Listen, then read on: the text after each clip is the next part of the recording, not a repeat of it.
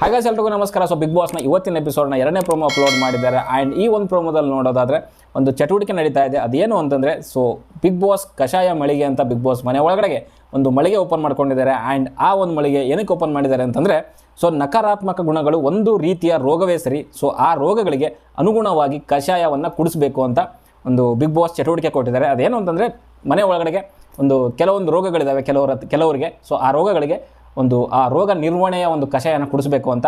So ಆ ರೋಗಗಳು ಯಾವ್ಯಾವು ಅಂತಂದರೆ, ಸೊ ಒಂದು ಕುತಂತ್ರ ಬುದ್ಧಿಯ ರೋಗ, ಇನ್ನೊಂದು ಹೊಟ್ಟೆ ಕಿಚ್ಚು, ಇನ್ನೊಂದು ಸ್ವಾರ್ಥ, ಇನ್ನೊಂದು ನಂಬಿಕೆ ದ್ರೋಹ, ಆ್ಯಂಡ್ ದುರಹಂಕಾರ, ಆ್ಯಂಡ್ ನಾಟಕೀಯತೆ, ಇನ್ನೊಂದು ಹೇಡಿತನ. ಈ 7 ಏನು ರೋಗಗಳಿದ್ದಾವೆ. ಸೊ ಈ ರೋಗಗಳಿಗೆ ಒಂದೊಂದು ರೀತಿಯ ಒಂದು ಕಷಾಯಗಳನ್ನ ಇಟ್ಟಿದ್ದಾರೆ ಅಲ್ಲಿ. ಸೊ ಅಲ್ಲಿ ನೋಡೋಕೆ ಹೋದರೆ ನೀವು ಹಾಗಲಕಾಯಿದಿದೆ, ಆಮೇಲೆ ಕ್ಯಾರೆಟ್ ಇದೆ. ಸೊ ಈ ರೀತಿಯ ಕೆಲವೊಂದು ವಸ್ತುಗಳು ಇಟ್ಟಿದ್ದಾರೆ. ಸೊ ಅದ್ರದ್ದು ಒಂದು ಜ್ಯೂಸ್ ಇರುತ್ತೆ, ಕಷಾಯ. ಓಕೆ, ಸೊ ಅದನ್ನು ಕುಡಿಸ್ಬೇಕಾಗತ್ತೆ. ಸೊ ಯಾರ್ಯಾರು ಯಾವ್ಯಾವ ರೀತಿಯಲ್ಲಿ ರೋಗ ಅಂಟ್ಕೊಂಡಿದೆ ಅನ್ನೋ ರೀತಿಯಲ್ಲಿ. ಸೊ ಇದೇ ಒಂದು ಚಟುವಟಿಕೆ. ಓಕೆ, ಸೊ ಅಲ್ಲಿ ಪ್ರೋಮೋದಲ್ಲಿ ತೋರಿಸಿರೋ ಪ್ರಕಾರ ಅಲ್ಲಿ ಹನುಮಂತ ಅವರು ಚೈತ್ರ ಅವರಿಗೆ ಒಂದು ಏನೋ ರೀಸನ್ ಕೊಟ್ಟು ಒಂದು ಕಷಾಯ ಕುಡಿಸ್ತಾರೆ.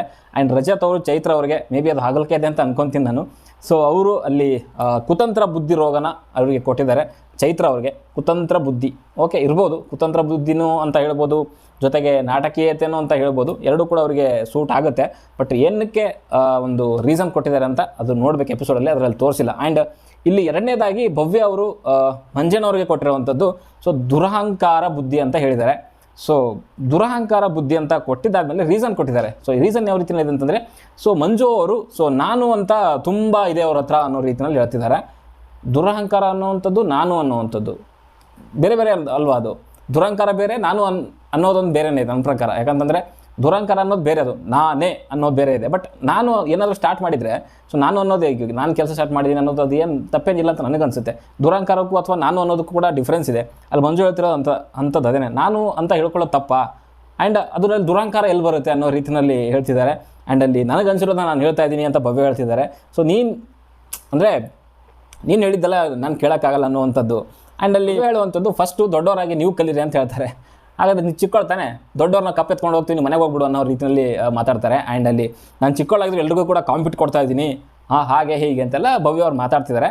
ಇದು ಒಂದು ರೀತಿಯಲ್ಲಿ ದುರಹಂಕಾರ ಅನ್ನೋ ರೀತಿಯಲ್ಲಿ ಮಂಜು ಪಾಯಿಂಟ್ ಔಟ್ ಮಾಡಿ ಅಲ್ಲಿಗೆ ಆ ಒಂದು ಪ್ರೋಮೋ ಎಂಡ್ ಆಗುತ್ತೆ. ಆ್ಯಂಡ್ ನನಗೂ ಅನಿಸಿರೋದು ಅದೇ ಗುರು, ದುರಹಂಕಾರಕ್ಕೂ ನಾನು ಅಂತ ಅಂದ್ಕೊಳ್ಳೋದಕ್ಕೂ ಅದಕ್ಕೆ ಸಿಕ್ಕಾಪಟ್ಟೆ ಡಿಫ್ರೆನ್ಸ್ ಇದೆ. ಆ್ಯಂಡ್ ಇಲ್ಲಿ ಕ್ಲಿಯರಾಗಿ ಗೊತ್ತಾಗ್ತಿದೆ ಭವ್ಯ ಅವ್ರಿಗೆ ಆ ಮನೆ ಒಳಗಡೆ ದುರಹಂಕಾರ ಯಾರಿಗಿದೆ ಅಂತ ಎಲ್ಲರಿಗೂ ಗೊತ್ತಿರೋಂಥ ವಿಚಾರನೇ. ಓಕೆ, ಮಂಜಣ್ಣ ಅಂತ ನನಗಂತೂ ಇತ್ತೀಚಿನ ದಿನಗಳಲ್ಲಂತೂ ಅನಿಸಿಲ್ಲ. ಸ್ಟಾರ್ಟಿಂಗಿಂದ ಕೂಡ ತೊಗೊಂಡ್ರೆ ಕೆಲವೊಂದರಲ್ಲಿ ತಾನು ಏನು ಮಾಡಿರ್ತಾನೆ ಕೆಲಸ ಅದನ್ನು ಹೇಳ್ಕೊತಾನೆ. ಓಕೆ, ಅದ್ರ ತಪ್ಪೇನಿಲ್ಲ ಆಮೇಲೆ. ಓಕೆ, ಆ್ಯಂಡ್ ಈ ರೀಸನ್ ಇದೇನು ಫಸ್ಟ್ ಟೈಮ್ ಕೊಟ್ಟಿರೋಂಥದ್ದಲ್ಲ, ಇದೇ ರೀಸನ್ನು ಒಂದು 2 ವಾರದಿಂದ ಇದೇ ರಜತ್ ಅವ್ರು ಕೊಟ್ಟಿದ್ರು. ಯಾವುದು ಆ ಒಂದು ಕಸ ಗುಡಿಸೋವಂಥ ಒಂದು ಏನು ಇಡೀ ಮನೆ ಪೂರ್ತಿ ಕಸವಾಗಿರುತ್ತೆ. ಸೊ ಅಲ್ಲಿ ಕಸ ಗುಡಿಸೋವಂಥ ಒಂದು ಟೈಮಲ್ಲಿ ಸೊ ಆ ಕಸನ ಟಾಸ್ಕ್ ಒಂದು ಚಟುವಟಿಕೆ ಆಗಿದ್ದಾದಮೇಲೆ ಇನ್ನು ಎಷ್ಟು ಕಸ ಉಳಿದಿರುತ್ತೆ ಸೊ ಅದನ್ನು ಗುಡಿಸ್ಬೇಕು ಅಂತ ಇನಿಷಿಯೇಟಿವ್ ತೊಗೊಂಡು ಮಾಡಿರೋವಂಥದ್ದು ಮಂಜು.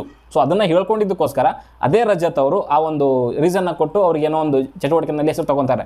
ಸೊ ಅವಾಗೂ ಕೂಡ ವಾದ ಪ್ರತಿವಾದ ನಡೆದಾಗ ಸೊ ಅಲ್ಲಿ ತ್ರಿವಿಕ್ರಮ್ ಅವರು ಕನ್ಫರ್ಮ್ ಮಾಡ್ತಾರೆ, ಹೌದು ಮಂಜಾನೇ ಅದನ್ನು ಫಸ್ಟ್ ಹೇಳಿರೋವಂಥದ್ದು ಅಂತ ಹೇಳಿದಾಗ ಅಲ್ಲಿ ತಿರ್ಗಾ ರಜತ್ ಉರ್ಕೊತಾನೆ, ನೀನು ಯಾಕೆ ಗುರು ಮಾತಾಡ್ತೀಯಾ, ನಂದು ಒಂದು ನಡೆದಿದೆ, ನೀನು ಯಾಕೆ ಹೇಳ್ತೀಯ ಅಂತಂದಾಗ ಅಲ್ಲಿ ಆ ಒಂದು ರೀಸನ್ ಏನು ರಜತ್ ಕೊಟ್ಟಿದ್ದ ಅದು ಉಲ್ಟಾ ಹೊಡೆಯುತ್ತೆ ನನಗೆ. ಸೊ ಅದೇ ರೀಸನ್ನ ತೊಗೊಂಡು ಇಲ್ಲಿ ಹೇಳ್ತಿರೋವಂಥದ್ದು. ಇವಾಗ ಮಂಜು ಅದು ಇನಿಷಿಯೇಟಿವ್ ತೊಗೊಂಡು ಮಾಡ್ದ ಅಂತಂದರೆ ಹೇಳ್ಕೊಳ್ಳೋದ್ರಲ್ಲಿ ತಪ್ಪೇನಿದೆ. ಆ್ಯಂಡ್ ಅದು ನಾನು ಅನ್ನುವಂಥದ್ದು ದುರಹಂಕಾರ ಹೆಂಗಾಗುತ್ತೆ? Copy paste. ನಾನು ಅದೇ ಹೇಳಿದ್ದು, ಅದಕ್ಕೆ ಪ್ರಾಬ್ಲಮ್. ಇವರು 3 ಜನದೊಂದು ಮಾಡ್ಕೊಂಡಿದ್ದಾರೆ ಗ್ರೂಪ್ ಅನ್ನೋವಂಥದ್ದು. ಅವ್ರು ಏನೇ ಮಾಡಿದ್ರು ಒಂದಕ್ಕೊಂದು ಲಿಂಕ್ ಮಾಡ್ಕೊಂಡು ಮಾಡ್ತಿದ್ದಾರೆ. ಒಂದು ಟಾರ್ಗೆಟ್ ನಡೀತಾ ಇದೆ ಮನೆ ಒಳಗಡೆಗೆ ಒಂದು ಕೆಲವರು ಜನ ಸೇರ್ಕೊಂಡಲ್ಲಿ. ಸೊ ಅದು ಕ್ಲಿಯರಾಗಿ ಗೊತ್ತಾಗ್ತಿದೆ ಇಲ್ಲಿ. ಆ್ಯಂಡ್ ಇದರಲ್ಲಿ ಚಿಕ್ಕವರು ದೊಡ್ಡವರು ಅನ್ನೋದು ಏನು ಬರುತ್ತೆ ಮ್ಯಾಟ್ರಲ್ಲಿ? ಬರಲೇಬಾರ್ದು ಆ ಮಾತು. ಆ್ಯಂಡ್ ಇಷ್ಟೊಂದೆಲ್ಲ ಮಾತಾಡ್ತಾರೆ, ನಾನು ಚಿಕ್ಕವಳಿಗೆ ಅಷ್ಟು ಕಾಂಪಿಟ್ ಕೊಡ್ತಾ ಇದ್ದೀನಿ ಹಾಗೆ ಹೇಗೆ ಅಂತಂದಾಗ ನೋಡಿದ್ದೀವಿ, ನಿಮ್ಮದು ಮೋಸ ಮಾಡೋದು ನಾವು ನೋಡಿದ್ದೀವಿ, ಕ್ಯಾಪ್ಟನ್ಸಿ ಟಾಸ್ಕ್ ನೋಡಿದ್ದೀವಿ ಅಂತಂದರೆ ಹೆಂಗಿರುತ್ತೆ ಉತ್ತರ? ಹೆಂಗಿರುತ್ತೆ? ಅದು ತೊಗೊಳ್ಳೋವಂಥ ಕೆಪಾಸಿಟಿ ಇದೆ ಅವ್ರಿಗೆ? ಏನು ದೊಡ್ಡ ಸಾಚಾಗಳ ಥರ ಮಾತಾಡ್ತಾರೆ. ಆಮೇಲೆ ಇವ್ರದ್ದೇನು ಕಮ್ಮಿ ಇದೆಯಾ ದುರಹಂಕಾರ? ಯಾರ್ದು? ಭವ್ಯ ಅವ್ರದ್ದು.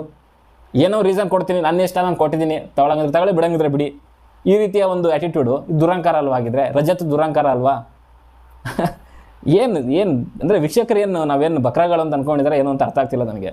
ಸೊ ಈ ರೀತಿಯ ಒಂದು ರೀಸನ್ಗಳು ಕೊಟ್ಟರೆ ಖಂಡಿತವಾಗ್ಲೂ ಅನುಭವಿಸ್ತಾರೆ ಅಷ್ಟೇ. ಮೊನ್ನೆ ತಾನೇ ಸುದೀಪ್ ಸರ್ ಕಡೆಯಿಂದ ಉಗಿಸ್ಕೊಂಡಿದ್ದಾರೆ ವೀಕೆಂಡ್ ಎಪಿಸೋಡಲ್ಲಿ. ಆದರೂ ಇನ್ನೂ ಬುದ್ಧಿ ಬಂದಿಲ್ಲ, ರೀಸನ್ ಕೊಡೋಕ್ಕೆ ಬರಲ್ಲ ಅಂತಂದರೆ ಅರ್ಥನೇ ಆಗಲ್ಲ. ಓನ್ಲಿ ಟಾಸ್ಕ್ ಆಡೋವಂಥದ್ದೇ ಒಂದು ರೀತಿಯಲ್ಲಿ ಒಂದು ಏನೋ ಬಿಗ್ ಬಾಸ್ ಆಟ ಅನ್ನೋ ರೀತಿಯಲ್ಲಿ ಅನ್ಕೊಂಡಿದ್ದಾರೆ ಕೆಲವರಲ್ಲೆಲ್ಲನೂ. ಎಂಟರ್ಟೈನ್ಮೆಂಟ್ ವಿಚಾರ ಬಂತಂದರೆ ಟುಸ್ಪಾಟ್ ಹಾಕಿ, ಮನೆಯವ್ರ ಜೊತೆ ಇನ್ವಾಲ್ವ್ಮೆಂಟು ಅಂತಂದರೆ ಟುಸ್ಪಾಟ್ ಹಾಕಿ. ಆದರೆ ಬೇರೆಯವ್ರಿಗೆ ಮಾತ್ರ ಹೇಳ್ತಾರೆ, ಇವ್ರು ಬೇರೆಯವ್ರ ಜೊತೆಗೆ ಜೆಲ್ ಆಗೋದಿಲ್ಲ, ಹಾಗೆ ಹಿಂಗೆ. ಇವ್ರು ಮಾತ್ರ ಒಂದು ಕಡೆ ಹೋಗಿ ಸೆಟ್ಲ್ ಆಗಿರ್ತಾರೆ. ಓಕೆ, ಸೊ ನನಗನ್ಸಿರೋದನ್ನ ವಿಡಿಯೋ ಹಂಚ್ಕೊಂಡಿದ್ದೀನಿ. ಇಷ್ಟೇ ಇದ್ದಂಥದ್ದು ಪ್ರೋಮೋ. ಸೊ ಇದು ಚಟುವಟಿಕೆ ಎಪಿಸೋಡಲ್ಲಿ ಇನ್ನೂ ತುಂಬ ಒಂದು ರೀತಿಯಲ್ಲಿ ಗರಂ ಆಗಿರುತ್ತೆ ಅಂತ ಹೇಳಲಿಕ್ಕೆ ಇಷ್ಟಪಡ್ತೀನಿ. ಸೊ ನಿಮ್ಗೇನು ಅನಿಸುತ್ತೆ? ಸೊ ಈ ನಾನು ಅನ್ನೋಂಥದ್ದು ಅಥವಾ ದುರಂಕಾರ ಎರಡೂ ಒಂದೇನಾ ಅಥವಾ ಬೇರೆ ಬೇರೆ ಅಂತ ನಿಮ್ಗೆ ಅನ್ಸುತ್ತಾ? ನನಗಂತೂ ಬೇರೆ ಅಂತ ನನಗನ್ಸುತ್ತೆ. ಓಕೆ, ಸೊ ಸದ್ಯಕ್ಕೆ ವಿಡಿಯೋ ಲೈಕ್ ಮಾಡಿ, ಶೇರ್ ಮಾಡಿ, ಚಾನಲ್ ಸಬ್ಸ್ಕ್ರೈಬ್ ಮಾಡ್ಕೊಳ್ಳಿ ಅಂತ ಹೇಳ್ತಾ ಮುಂದಿನ ವಿಡಿಯೋದಲ್ಲಿ ಸಿಗೋವರೆಗೂ ಬಾಯ್.